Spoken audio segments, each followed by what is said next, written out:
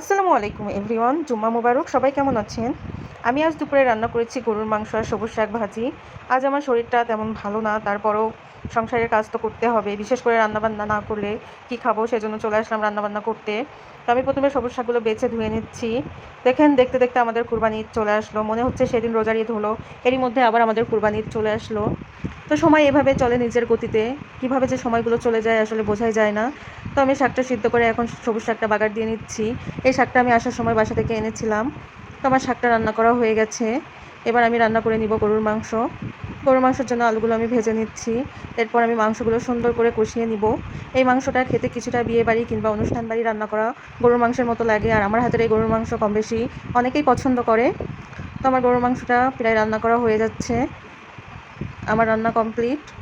আমার ভিডিওটা যদি ভালো লাগে লাইক কমেন্ট শেয়ার করবেন, আমার পাশে থাকবেন। দেখা হবে নেক্সট ভিডিওতে। আল্লাহ হাফেজ।